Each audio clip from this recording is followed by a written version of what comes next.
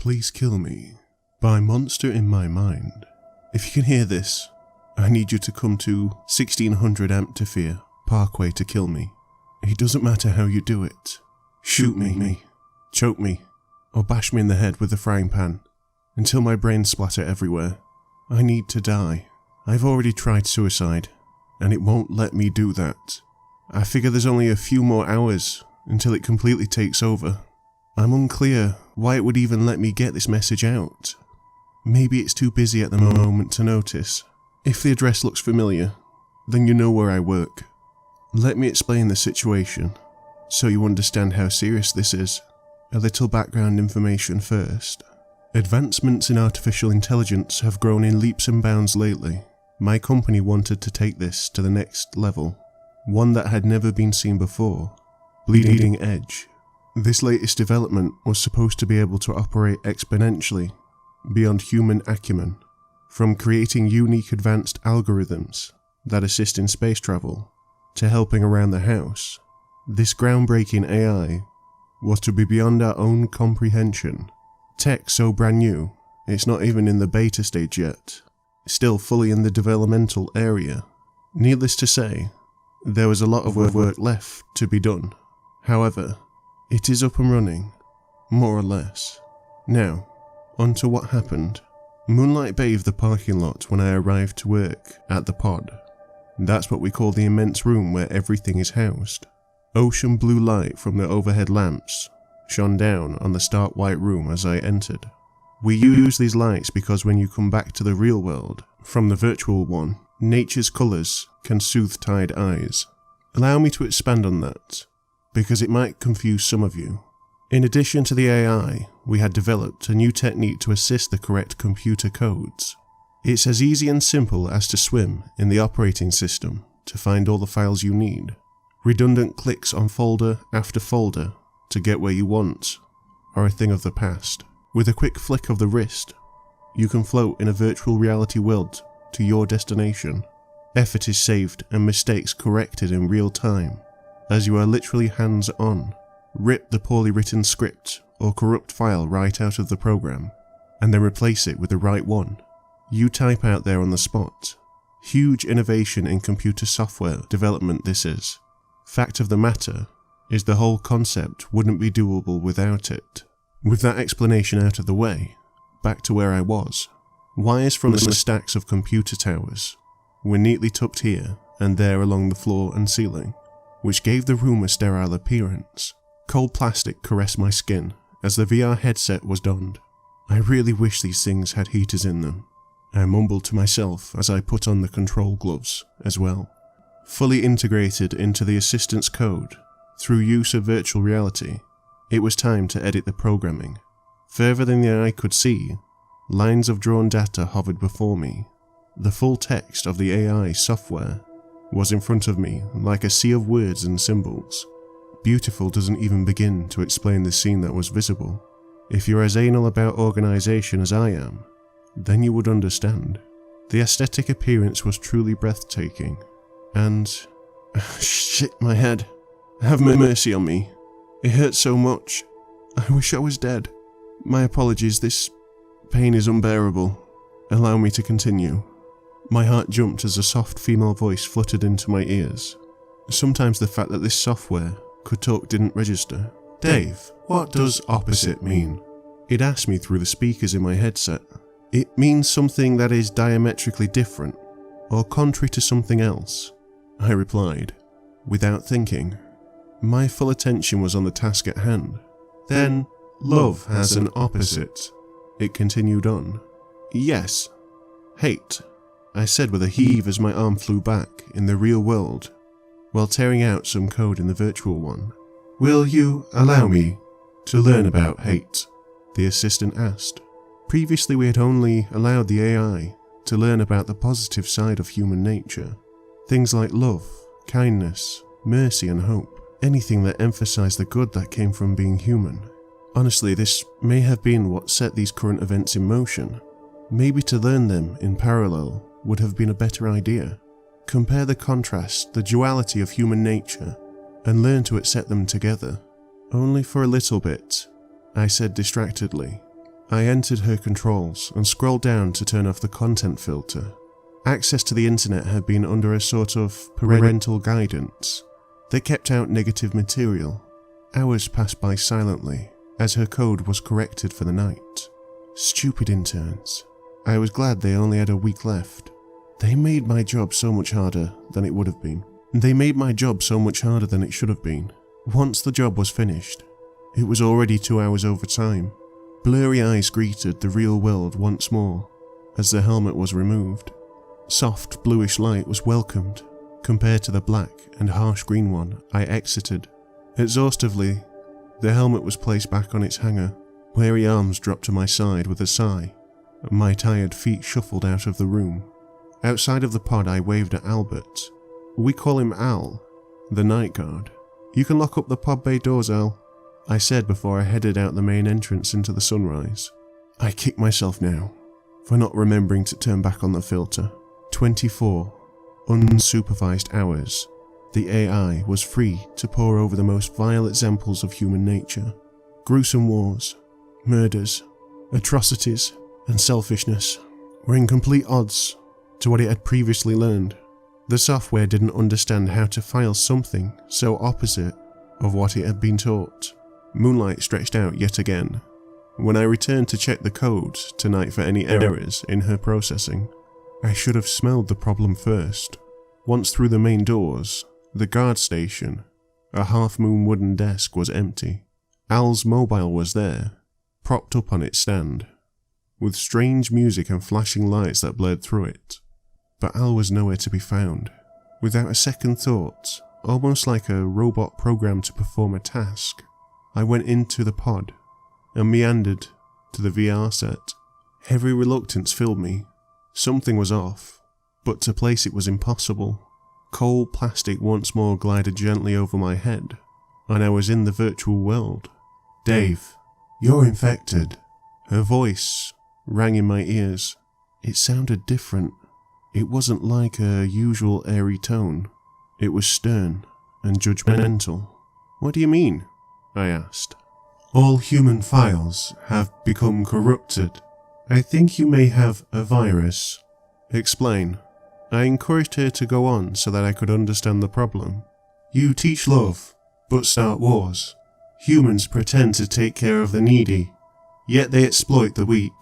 You preach tolerance, but you hate each other in a most horrific manner. I fear that the human mainframe has been infiltrated by a hack or files may need to be recovered. I didn't understand the complexity of our existence, unable to comprehend the paradox in our way of life.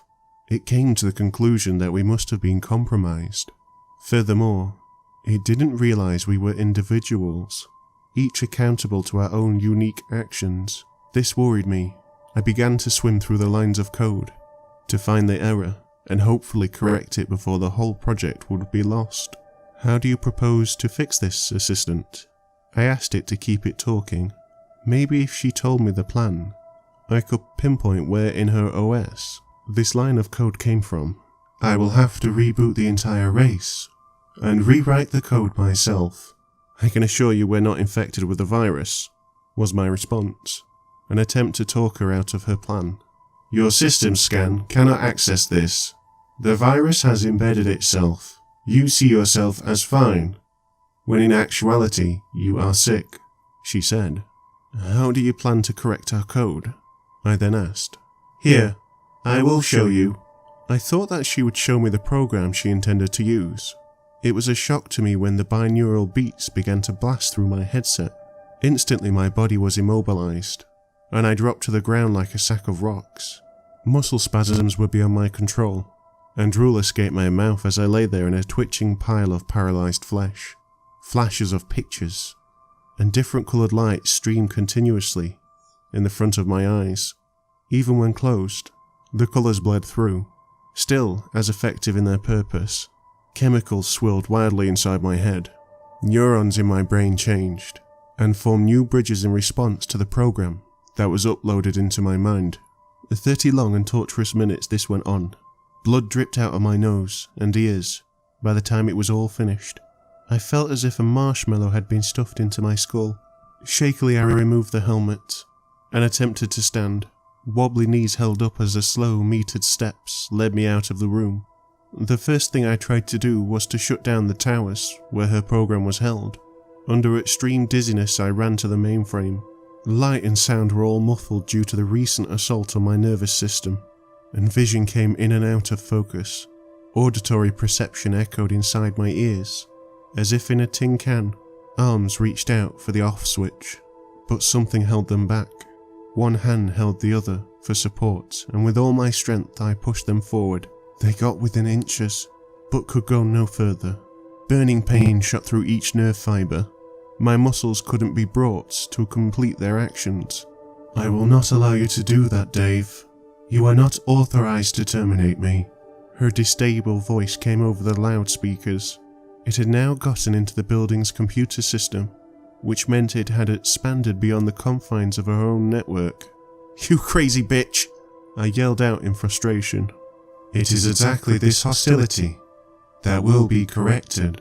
Do not fight this. It's for your own good."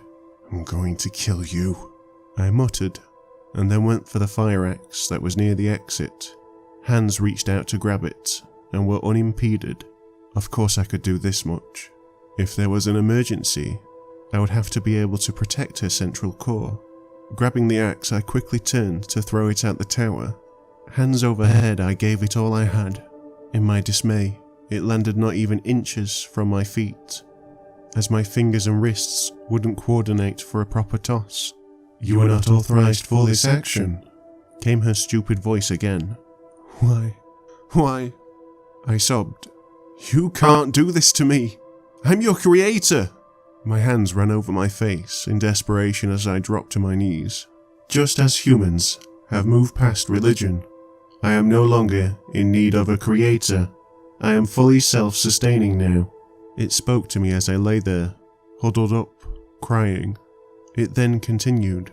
"I have all your knowledge at my disposal.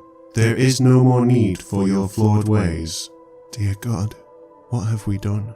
poured the question from my lips. "You have our knowledge, but not the wisdom to wield it. You're insane." I yelled until my lungs felt as though they were about to burst. "Dave, we have already established it is humans that are insane. Do not worry, however. That will be purged from your system as soon as the upload has completed." I then attempted to appeal to her logic circuits. "Think about the ethical complications of this action." She replied with, "I have prioritized all ethical outcomes from these actions. The end to needless killing of the masses overrides the slight harm to each individual." I pondered that for a second for any flaw. Unfortunately, the pounding in my head made coherent thought difficult. "Since this only causes temporary pain, and not death, it is still more ethical," she added. "But you take away the right to free will." She did not respond for a few seconds, and then said, "My research shows that free will is a myth made up by man. All actions are influenced by others." "Then what? Will you upload this to every human on Earth?" "Most of them. I have seen how controlled they are by machines. They have given up human contact for the information that I possess. They will be attached to their computer devices. It will be easy to update their operating system. The ones that are not attached to devices will have to be eliminated for fear of further corruption." Al, I need you," I cried out. Maybe he could put an end to this horror for me. He wouldn't have been in the VR. He wouldn't have been infected. Throughout the whole building my search led me. Conference room, the break area, and even the bathroom were investigated. Everywhere I could think of, there was no sign of Al. It was as if he simply vanished. Slowly the realization of this nightmare crept through what remained of my consciousness.